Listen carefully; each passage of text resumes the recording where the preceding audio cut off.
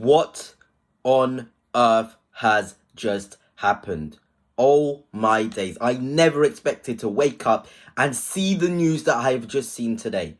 It is unreal. The possibilities this could mean for Liverpool, this could mean for Newcastle is actually insane. But before I begin, give this video a massive thumbs up. Hit the subscribe if you are new here. And of course, let's just get straight into it. And I'm going to say this video with a lot of sort of care because I know I have a lot of Newcastle fans and Newcastle family, and I understand you guys will be very frustrated with this sort of news, and I'm not here to just pile it on you guys. I'm just reading the pure facts here. What has been said by the best journalist in the game, Craig Hope, one of the best Newcastle journalists, and here it is. Alexander Isak has informed Newcastle of his desire to explore a move this summer. Club aware of players' plans and will decide how to move, as Craig Hope initially broke. Newcastle have already restarted exploring a move for a top striker in the market.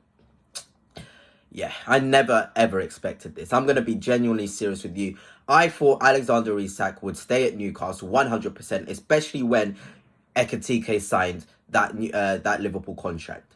I'm literally in shock. I'm even fumbling over my words, thinking about the possibilities this could mean in terms of where Isak will go. Initially, I was like, okay, maybe PSG. They need a centre forward, a proper centre forward. But then I thought to myself, is that genuinely a possibility? Is this what the journalists are saying? And then Fabrizio Romano comes out and says, understand Alexander Isak remains a target for Liverpool, even after signing Ekitike. What? Even after signing Ekitike, Liverpool are willing to sign Alexander Isak on top if they sell Diaz, which is very likely. They could sell Nunez as well, which is very likely. A world in which Liverpool can field a team of Ekitike, Isak and Salah in the front three. Are we being serious right now? We can't allow this to happen. And I do want to note what Fabrizio Romano has said. If Newcastle open doors to an exit, that is key. So Isak may have put in a transfer request, but Newcastle are still willing to stand firm. And this is where I want to ask you guys the question.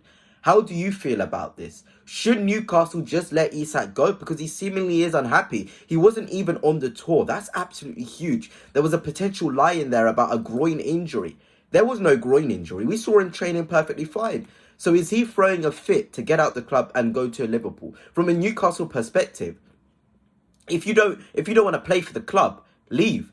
You know, you can be the best player in the world. Lionel Messi could play for Newcastle United. But at the end of the day, I will always maintain this with any club, with any player. There is a Newcastle United before Alexander Isak, and there's going to be one after Alexander Isak, no matter what happens here. He is going to leave, whether he leaves on retirement, whether he leaves now, there will still be a Newcastle United, regardless of the future of Alexander Isak. So if he's going to throw a hissy fit and put transfer requests and act the way he has, which I don't think has been quite professional, then he can go.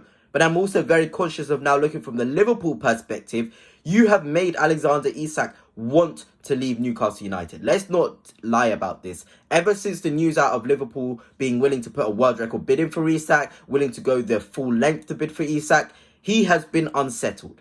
So that shows again the pulling power of Liverpool.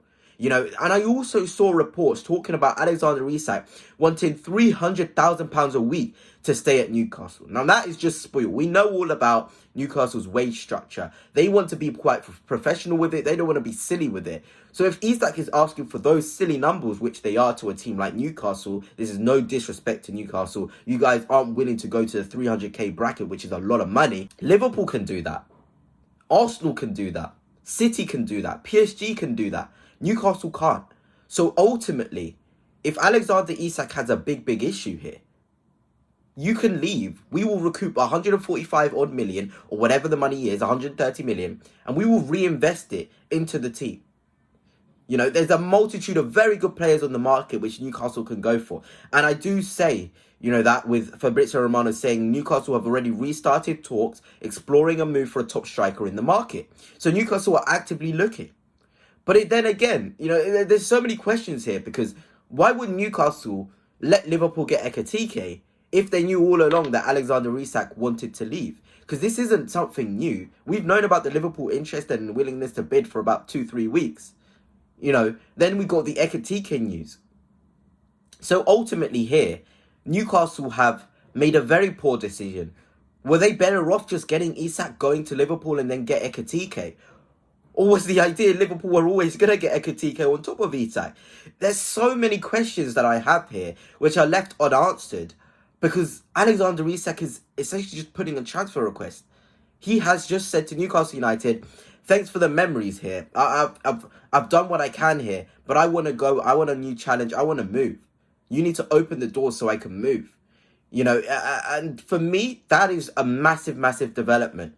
And I genuinely question, Alexander Isak's decision making here, because he's done this when two of the clubs that have wanted him most, Liverpool and Arsenal, have got that number 9. And that's why I'm thinking, okay, Liverpool may just get him and Isak, because they would have known his desire to leave. They would have been talking to his entourage for a long, long time. You know what? So this is quite ridiculous. When I make this video, when I'm sort of thinking about it, I'm still in shock.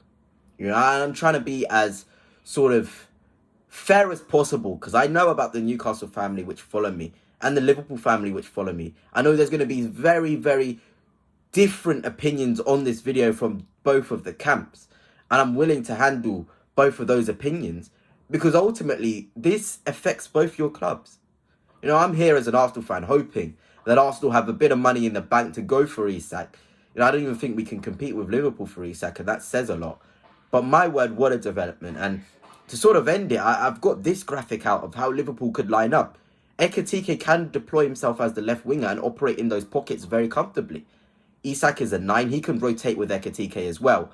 Guys, when you're looking at this lineup, what on earth?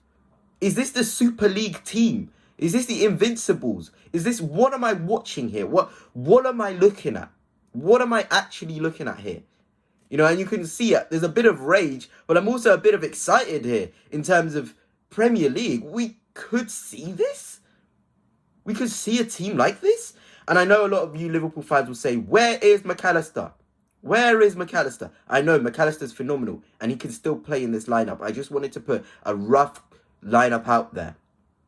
I'm looking at this and I'm thinking, Wharton and Baleba, one of those two in for Gravenberch, who are pure number 6s.